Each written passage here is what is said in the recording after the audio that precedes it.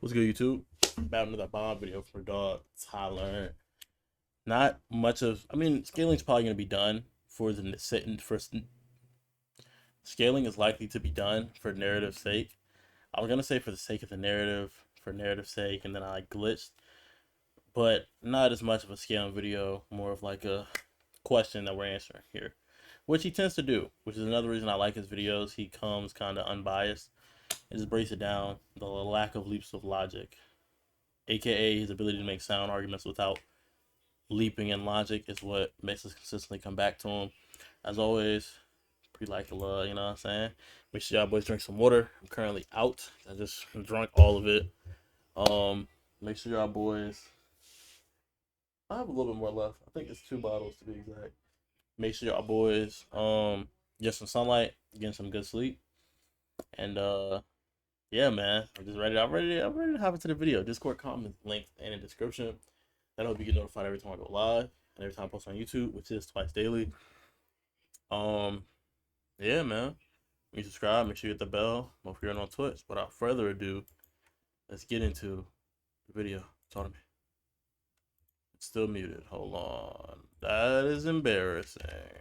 Talk to me. Both One Punch Man and Invincible have a lot of similarities, considering they both have a unique spin on your typical superhero story. Okay. Originally, we were going to do Boros versus... Yeah, because I was about to say they're not similar in like character or like story, but in terms of objective and narrative, he does have a point.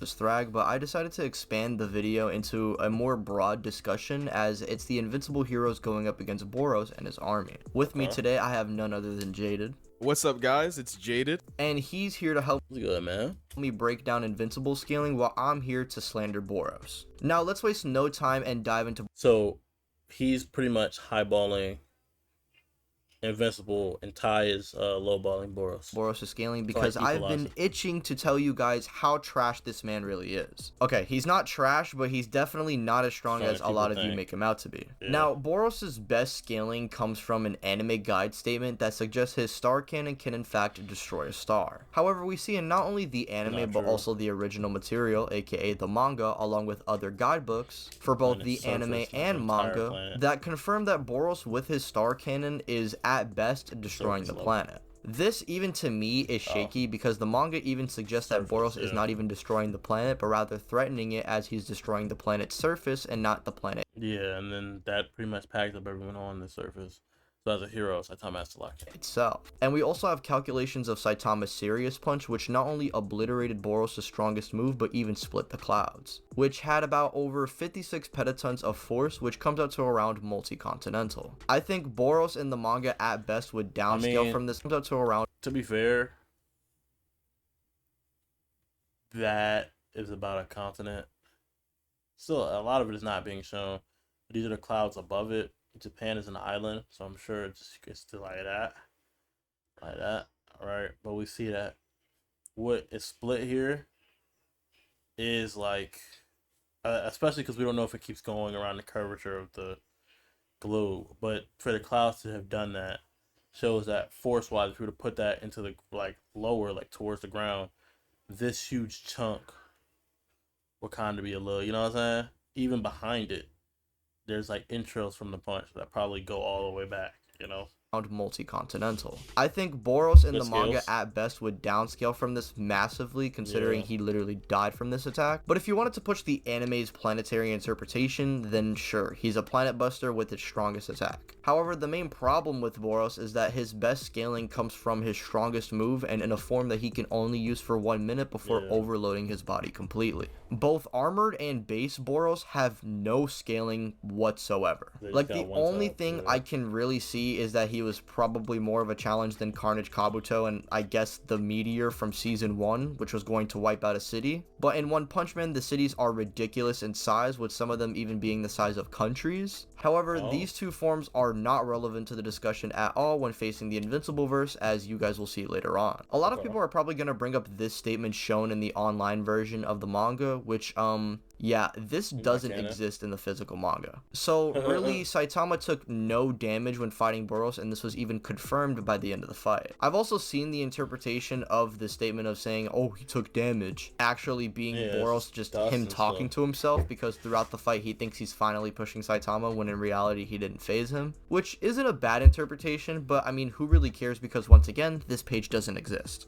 And also, that one statement of Saitama getting clobbered doesn't make sense either, considering Boros at the end of the fight as well says he didn't phase him. Which is why I don't think Boros is nearly as strong as people think he is. All of his quote-unquote feats on Saitama aren't really even feats because Saitama is holding back. Which then leads us into speed, which is also kind of hard to break down for Boros, considering Saitama doesn't showcase any crazy speed feats by this point in the series. So we can't use the scaling of Garo and Flashy Flash and Platinum S making light constructs or anything like that, because again, Saitama is ridiculously suppressed in this fight. The only thing that we can really say for Boros is that he would upscale from his minions who are able to throw rocks at sub-light speeds, and him kicking Saitama to the moon was calced at relativistic speeds. So it wouldn't be ridiculous to say that Boros at his peak is at least approaching or even reaching the speed of light. But in all honesty, this is the best scaling I can give to Boros. And for those who are going to be crying in the comments saying that he's basically the second strongest guy other than Garo, please show me a speed feat for Armored Boros real quick. Anyways, Boros is also known for his ridiculous regeneration, which allows him to come back from attacks that can quite literally turn him into bits and pieces. However, this only lasts for a minute, and without his full powered state, base Boros is like regenerating basic limbs at best, which is really nothing too crazy.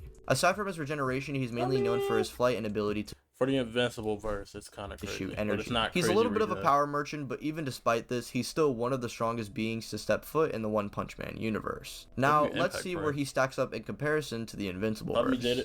The best feat that you're going to have to tie these two together is going to be Omni-Man catching the meteor. Again, there's not really much of a reason for Nolan to overhype this. It's a meteor the size of Texas. When you calculate it, it's about 271 petatons. Conquest should be stronger than Nolan. It's said multiple times in the show. That's what I was saying about his strength. Someone like said him versus like Captain America or something, and I was like, yeah, you have to look at like speed and all of that. Especially because what bro just did was downscaled him because he used the helicopter joint. So now I know that no Cap's like real like cap out and strength. Like I was saying, like I think Omni-Man's putting pause on like because they don't really have super strength like that. Except people like Spider-Man, because they be holding back with like their strength.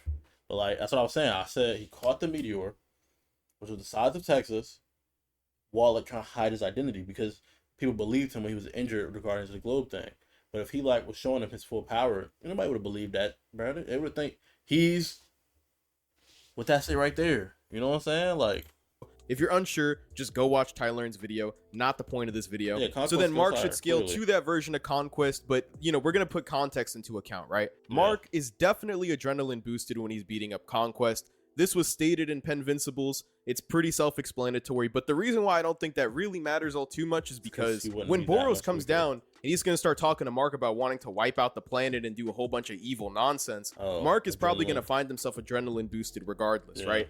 So making the argument that Mark, in theory, would only scale above Nolan when he's adrenaline boosted doesn't really matter because he's probably going to be adrenaline boosted against Boros, right? So just to wrap it up, you know, pretty simple AP scaling for Invincible. Omni-Man can catch a meteor the size of Texas. Conquest should be stronger than Omni-Man, and Mark, while adrenaline boosted, should be able to damage that Conquest. Even if you don't think he's stronger, he definitely scales to around that level and can clearly damage Conquest. Like, this isn't even debatable. Some pretty simple speed scaling for Invincible would be clearly damage That's catch up. Like YouTube, I just peeped. That's like the bone in his wrist. Conquest. Like, this isn't even debatable. Some pretty simple speed scaling for Invincible would be Mark taking Alan all the way to the moon. This has been calced to be around relativistic to even hypersonic in some calcs, but the calcs could be similar to Boros, but also people can wank his speed up based off the Omni-Man speed, but he was like flying in a straight line. I want to say like kind of weird. They calculate how many words per second he's speaking in some of the calcs, and it could get kind of weird, but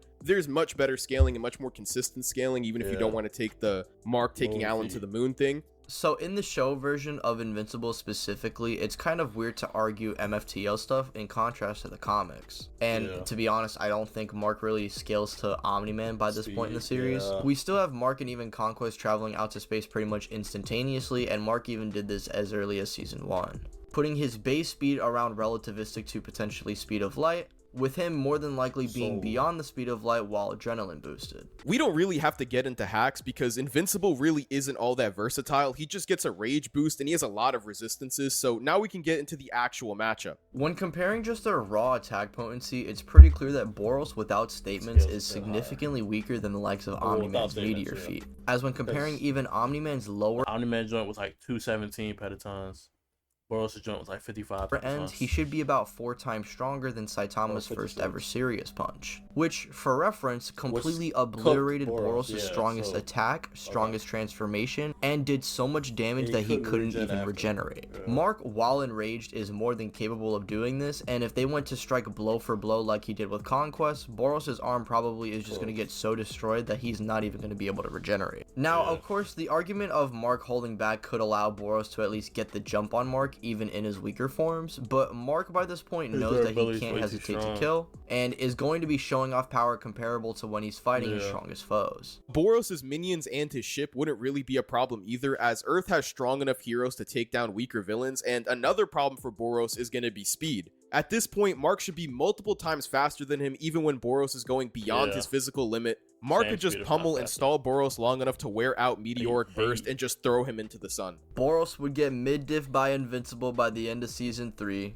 Adam Eve would probably handle Melzagard along with Gurenshoop, or however how you say his name. And Jaded is washed. Yep, grass is green, guys. Okay, alright, well, so thank you very much for watching. Tylern is small, Tylern is weak. Hey, 130 pounds. You're like... He is small, he is weak. This caveman insults, bruh. 2 tons. 130 pounds on test, by the way. But thank you guys so much for watching 130 pounds on test is the insane. video. Be sure to go subscribe to Jaded. His channel is very cool and very awesome. And be sure to subscribe to my channel if you're new. And I'll see you guys in the next one.